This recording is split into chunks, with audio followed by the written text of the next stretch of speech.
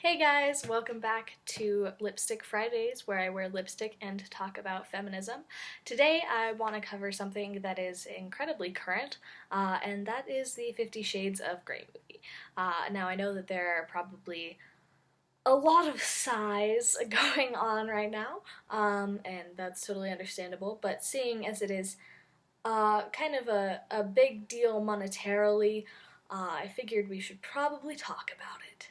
So, just some rundown statistics on the books and the movies. The series has sold 100 million copies, and that's from its release, obviously.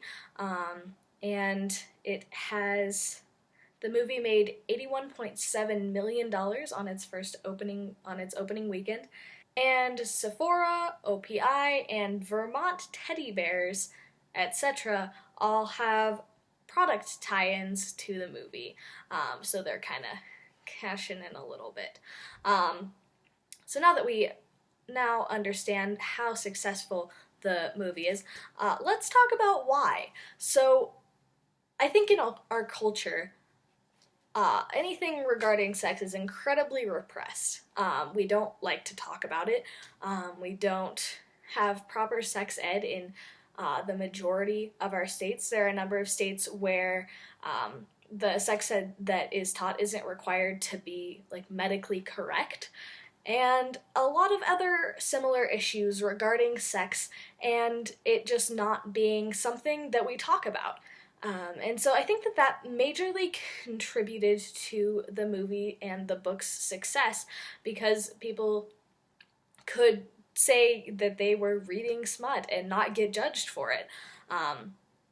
Needless to say that there is a lot better smut on the internet for them to read, but for some reason this became kind of a socially acceptable erotic book to read. Like celebrities were, when celebrities are asked like, "Oh, what are you reading right now?" It would be 50 Shades of Grey, and they'd be like, "Oh wow, it's so good, so well written. It's a little hot." I think that contributed to the success of the book, and by connection, the movie as well. Now, the demographic for the opening weekend at the box office was predominantly women who were over 25. And bringing, their spouse or whatever along. But there was definitely a demographic that was teenage girls who were old enough to see the movie. And I think that that's an issue. I think that because this is kind of the only thing that's become socially acceptable to talk about as far as sex, then that's what teenage girls go to. That's all they have to kind of to read and to learn from, I guess. I mean, even parents aren't the best source of sexual education, and definitely the school system currently is not. So we have all of these young girls who are being exposed to this movie. Now, I have nothing wrong. I don't see much wrong with the sex industry. I have nothing against sex workers. I think that we should focus more on the fact that there's a huge demand for it rather than demeaning those sex workers. But this is not that. This movie and these books, I'm not just like condemning porn or condemning masturbation or condemning anything like that. I just am condemning this book and movie series. Someone did a really great post on Tumblr where they took quotes from the book and put them over like movie posters, and I just want to read a couple of them to you. So Anna says, "No, please, I can't do this, not now, I need some time, please." And he says, "Oh, Anna, don't overthink this. Alaska is very cold and no place to run. I would find you. I can track your cell phone, remember? You need to learn to manage my expectations. I am not a patient man." He'd probably like to beat 7 shades of shit out of me. The thought is depressing.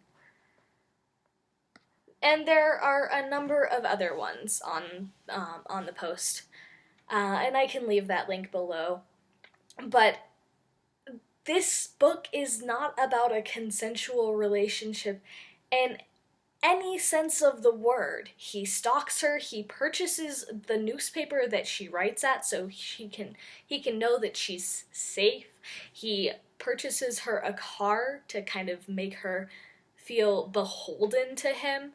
He takes her on numerous unnecessary helicopter rides, all of this that she doesn't feel comfortable with, and tracks her cell phone, and does a lot of other things that, outside of the context of this book, would be seen as an abusive relationship.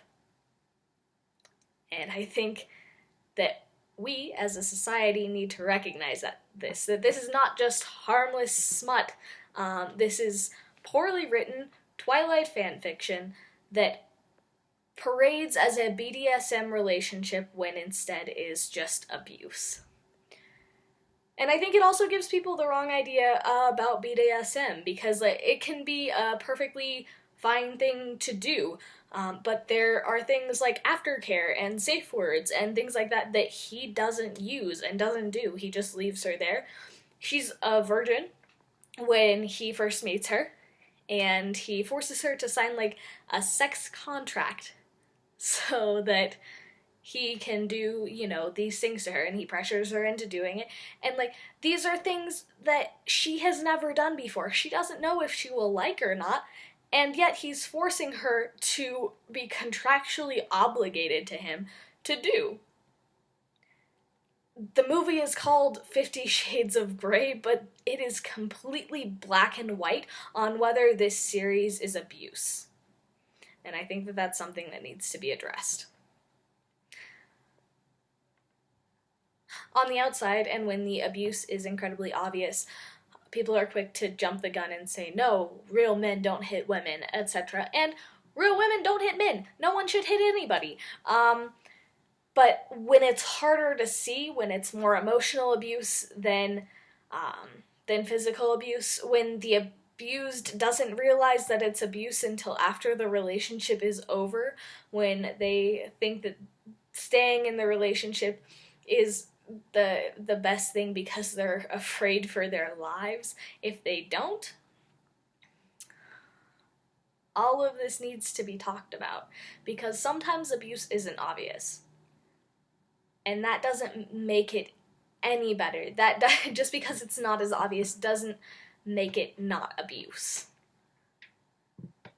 And so regardless of whether that's emotional abuse or physical abuse or any other sort of manipulation or gaslighting or anything like that, it's all abuse, and it all needs to be taken very seriously. And this series does not do that. This series makes a mockery of things that are perfectly fine and sexually healthy, and disguises itself from being what it really is. And that is why I felt it was necessary to talk about these books, because there are plenty of people that I know that are of a relatively impressionable age. I didn't think I was impressionable when I was, 15, 16, but I was to a certain extent, and those are people that are reading these books and in turn are gonna think that this is a normal relationship for them to have in their adult life. And it's not, and if it is, they need to get out of it. But this is gonna make them think that it is okay, that this is a healthy relationship. And it's not. So with that, like I said, I will have links to those posters below. Obviously not available for purchase, but just kind of an idea of what the movie is actually selling. And of course my particulates as well. If you liked it, give it a like, and maybe subscribe. I do new videos every week. So I will see you next week. Bye!